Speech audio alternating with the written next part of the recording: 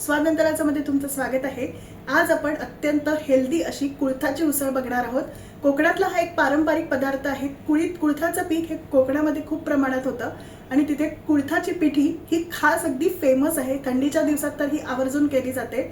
तर ज्या कुळथाची पिठी केली जाते त्याच कुळथाची आज आपण उसळ बघणार आहोत। त्याला मोड आणले जातात आणि मग त्याची उसळ केली जाते। अत्यंत पौष्टिक आहे। थंडीच्या दिवसात तर ही खूपच पौष्टिक आहे। ज्यांना सांधेदुखी आहे, वाताचा प्रॉब्लेम आहे किंवा ज्यांना मुतखडा आहे त्यांच्यासाठी तर अगदी बेस्ट आहे।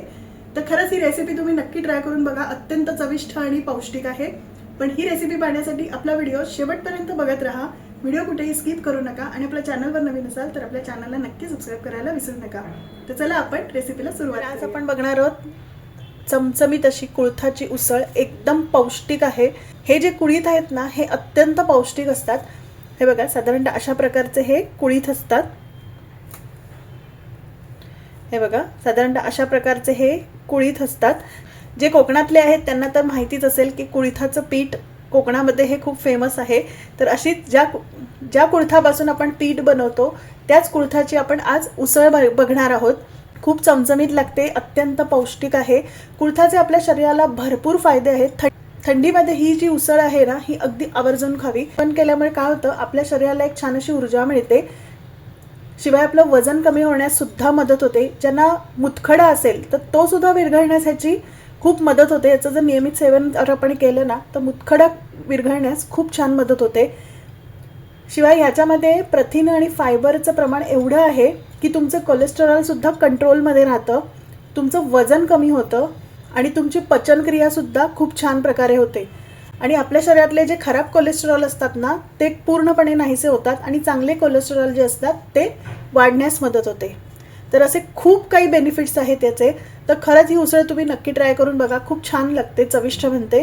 तर इथे मी हे जे कुळीथ आहेत ना हे रात्रभर पाण्यात भिजत टाकले होते। मग ह्याला चांगले मोड काढून घेतले। छान असे सुतीच्या कापडामध्ये बांधून ठेवायचे म्हणजे छान असे याला मोड येतात। आणि ह्याला 4 ते 5 शिट्ट्या देऊन चांगले शिजवून घ्यायचे कुकरमध्ये, कारण हे असे डायरेक्ट शिजत नाहीत। बाहेर ही उसळ अजिबात शिजत नाही, त्यामुळे हे 4 ते 5 शिट्ट्या देऊन आपल्याला हे शिजवावेच लागतात। मी इथे शिजवून घेतलेले आहेत। कच्च्या कुळथाचा फोटो मी इथे स्क्रीनवरती तुम्हाला दिलेला आहे, तो तुम्ही नक्कीच बघू शकता। थंडीच्या दिवसामध्ये ही तर उसळ नक्कीच खा, खूप मस्त लागते, एकदम टेस्टी आहे आणि खूप पौष्टिक आहे। थंडीमध्ये असं खूप गरमागरम आपल्याला काहीतरी खावंसं वाटतं। आपण सूप वगैरे तर पितोच, पण ही उसळ तुम्ही नक्कीच ट्राय करून बघा। तर इथे मी साधारणतः पाव किलो कुळीथ हे रात्रभर भिजत टाकले होते। दुसऱ्या दिवशी हे व्यवस्थित गाळून घेतले आणि ह्याला चांगले घट्ट मलमलच्या कापडामध्ये बांधून ठेवले होते छान असे मोड यायला। तर याला छान मोड आलेले आहेत आणि हे चांगले 4 ते 5 शिट्ट्या देऊन ह्याला चांगलं शिजवून घेतलेलं आहे। तर आता आपण रेसिपीला सुरुवात करूया। तर आपली इथे कढई चांगली तापलेली आहे। यामध्ये आता आपण घालायचं आहे साधारणतः 2 टेबलस्पून तेल। आपल्याला एक वाटण तयार करायचं आहे। यासाठी आपलं तेल चांगलं तापलेलं आहे। यामध्ये आता आपल्याला घालायचं आहे 1 इंच आल्याचा तुकडा, 8 ते 10 लसणीच्या पाकळ्या। इथे मी ओली लसूण वापरले। जर तुम्हाला ओली लसूण नको असेल तर तुम्ही साधी लसूण वापरली तरी चालेल, पण आता थंडीचा सीझन सुरू आहे तर अशा ह्याला ओल्या लसणीची टेस्ट जास्त छान येते म्हणून मी घातले आणि टेस्ट खूप अप्रतिम येते। यामध्येच आपण घालणार आहोत एक मोठा कांदा उभा चिरून घेतलेला। मोठा नसेल तर 2 मध्यम आकाराचे घेतले तरी चालेल आणि एक मोठे टोमॅटोच्या फोडी। आता आपल्याला छान असं परतवून घ्यायचं आहे। आपल्याला एक वाटण तयार करायचं आहे। ओल्या लसणीमध्ये काय होतं, चव खूप छान येते, पण आता थंडीचा सीझन सुरू आहे म्हणून ओली लसूण मिळते, पण एरवी जर आपण उसळ केली ना तर साधी लसूणच आपल्याला वापरावी लागते। आपल्याला याचा कचकटपणा घालवायचा आहे। मंद आचेवरती आपल्याला छान परतवून घ्यायचं। एकदम वाफाळती उसळ आणि मस्त भात आणि भाकरी किंवा पोळी काय मस्त लागते उसळ, खरंच करून बघा तुम्ही। यामध्ये आता आपल्याला घालायचं आहे 1 कप किसलेलं सुकं खोबरं। इथे माझ्याकडे भाजलेलं सुकं खोबरं होतं म्हणून मी घेतलंय। तुमच्याकडे भाजलेलं नसेल तर तुम्ही साधं घेतलं तरी चालेल, तसंही आपल्याला हे भाजूनच घ्यायचं आहे। किंवा ओलं खोबरं असेल तर तुम्ही ओलं खोबरं वापरलं तरी चालेल, पण आणायचं माझ्याकडे भाजलेलं सुकं खोबरं होतं म्हणून मी ते इथे वापरलंय। आता कांदा टोमॅटो व्यवस्थित भाजून झालाय, रंगही पण ह्याचा छान बदललाय। हा जर व्यवस्थित भाजला नाही ना गेला तर याचा कच्चटपणा राहतो आणि मग भाजीला चव चांगली येत नाही. त्यामुळे याचा कच्चटपणा व्यवस्थित गेला पाहिजे. तर आता आपलं हे भाजून व्यवस्थित झालेलं आहे. इथे मी गॅस हा बंद करते. आता आपल्याला हे पूर्णपणे थंड करायचं आहे आणि थंड झालं की याचं वाटण तयार करून घ्यायचं. तर आता आपण हे थंड करूया आणि थंड झालं की मी याचं वाटण करून घेते.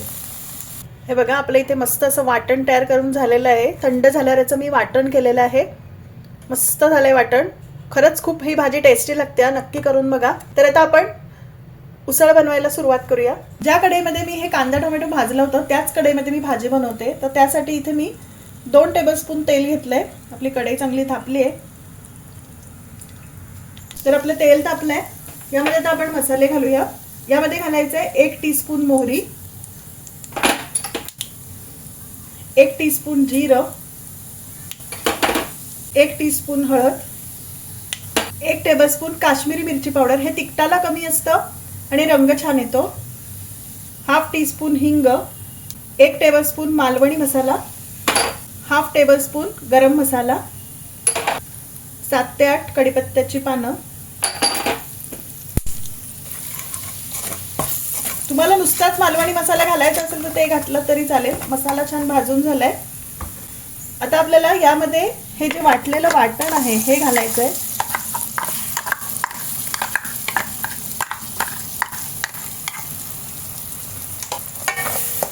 छान परतून घेऊया.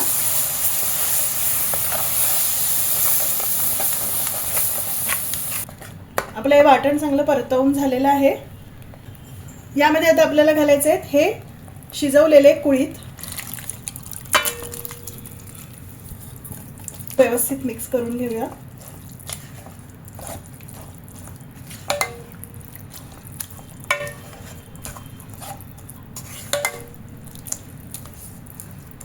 आता आपल्याला यामध्ये घालायचंय 2 ग्लास पाणी. ज्यामध्ये मी वाटण केलं होतं त्याच मिक्सरच्या भांड्यात मी पाणी घातलंय, म्हणजे राहिलेला मसाला व्यवस्थित निघून येतो. व्यवस्थित मिक्स करून घेऊया. आपलं आता व्यवस्थित मिक्स करून झालेलं आहे.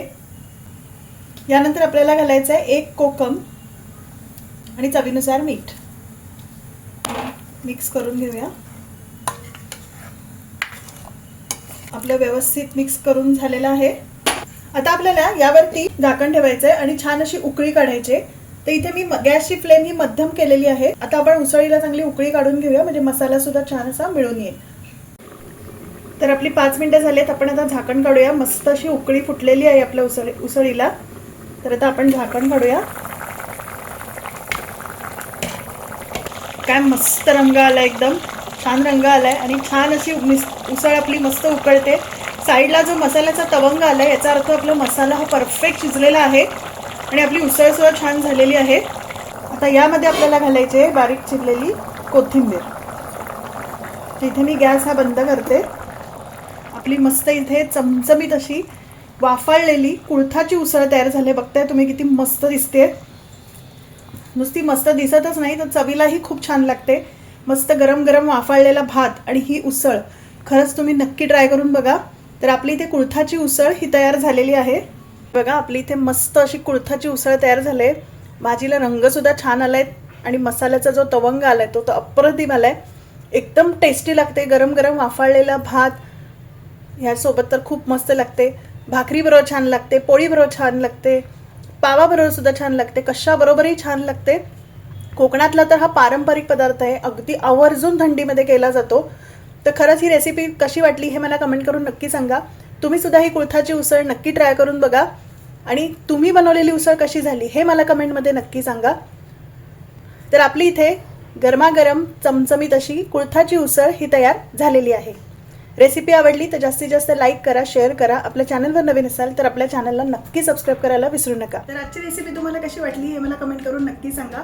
पण त्यासाठी आपला व्हिडिओ लाईक करा, शेअर करा आणि आपल्या चॅनलवर नवीन असाल तर आपल्या चॅनलला नक्की सबस्क्राईब करायला विसरू नका. बेल आयकॉनचं बटन दाबायला विसरू नका, म्हणजे तुम्हाला नवीन व्हिडिओज हे बघायला मिळतील.